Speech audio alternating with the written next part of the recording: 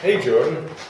Hey, Brad. I don't think we can do a vodcast today. The camera's messed up. I think it's broken. Well, if it's broken, I can fix it. I can fix anything. Oh, it's messed up. You can't fix it. It's fixable. I can do this. I don't think so. I can. I don't think so. I wish you believed me. Well, hello there, fixed camera, Hey. and welcome to Polar Bear Feces, the Lost Vodcast. I'm Jimmy Jones, And I'm Jordan Jecker, and this is the Vodcast for episode 614. the candidate. Candidate.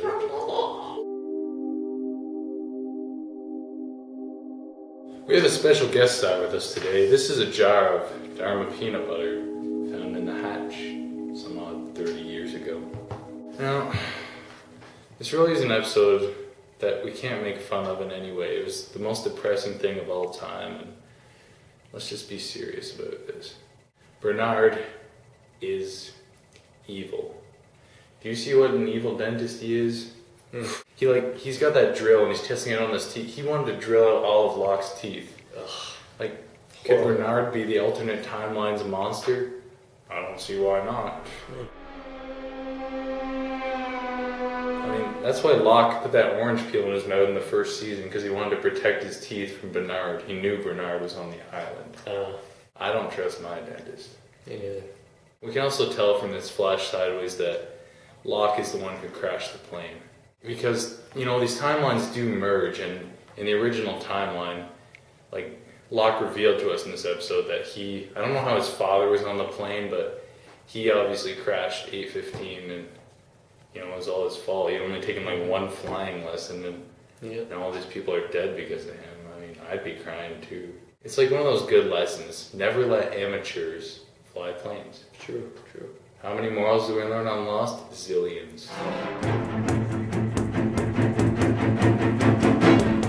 Locke picks up the watch off one of the others, just pulls it off his arm after he's dead. Mm-hmm. And I think, people think he took that for the bomb. I think Locke wanted to know what time it was. He's been on this island 2,000 years. He's had no idea what time it is. True. I'd get pretty pissed if I was him. Yeah. That's why he put Jin on the plane too with that $20,000 watch. It's Locke the monster planted all these people on the plane because he wanted items from them. He wanted Jin's watch. He's like, when's 3 o'clock? Island. It'll mess with you. Disorientation. The opposite of Dharma's orientation. In the island world as well, we see Jack push the monster into the water. Kind of humorous, but he was not dead. The monster's supposed to die from water, huh? Well, the Dharma shark saved Locke. He was starting to drown, and all of a sudden, the Dharma shark. Kind of like Gandalf with Gwahir the eagle in Lord of the Rings. The shark's always waiting for him, just in case he falls. It's kind of sad because Locke's mom never taught him swimming lessons. I mean, we know he said she was a disturbed woman. It's she never even paid for him to take those. Locke's life is a sad story. It is. Monsters. On the submarine, Jin pulls up that phone and he yells at Lapidus, surface the sub now! Those are some good phone calling skills. True. What if you wanted a pizza? You could get any pizza in the world. Oh, I know. It's if the manager of the place doesn't like you, you're just going to go to Jin and say, Jin, order it for me. You know what Jin's going to do? Pick up that phone. Do it now! You can feel his pipes emanating through the phone. He might be dead, but he proved himself worthy before his death of getting pizza.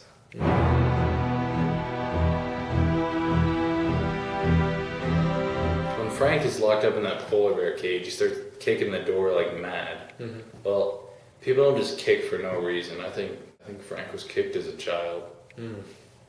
It's really not a fun life story, but if we saw his flashback, we would have maybe seen that his mom kicked him, and then he became a kickboxer, and he kind of got a kick out of something. His whole life has been about kicks. Just for kicks. No, it's not. Let's not laugh.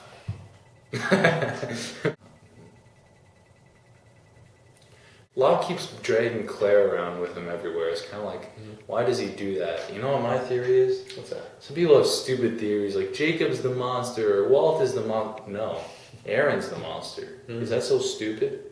The reason Locke is clinging to Claire is because she gave birth to him. The monster is Aaron. Is it so wrong for a mother to be with her child and for them to go around killing people? No.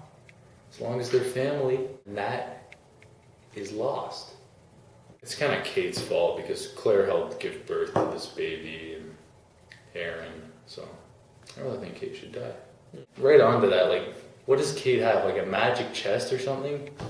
It's so dumb. She gets shot in the chest, all of a sudden the bullet, like, worms its way up into her shoulder and she's fine.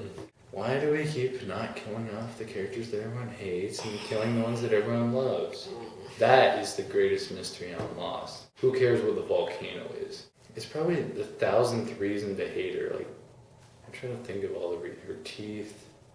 She didn't do anything last episode. She yells a lot. Why are you telling? Yeah, there's a lot of reasons.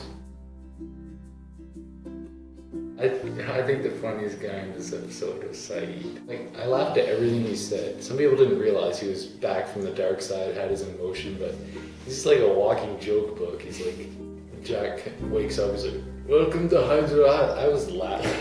Welcome to Hydra Island, Saeed. At least you didn't have to pat. Too much, Saeed.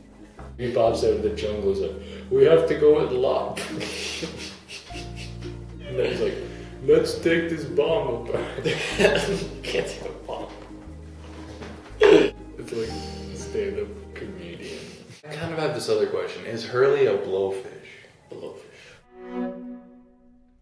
One of those puffer fish, like the ones with spikes on them, you know? Because he was in the bottom of the ocean in a submarine. This guy's like, no offense, like 400 pounds. How did he get to the surface while holding Kate? Oh. He's got to be some kind of blowfish or a balloon or Some inflatable item. maybe he found the hot air balloon underwater and took that. But And ate it, and then it expanded in this dude, if you think about the laws of physics, like I've always thought that heavy things sink.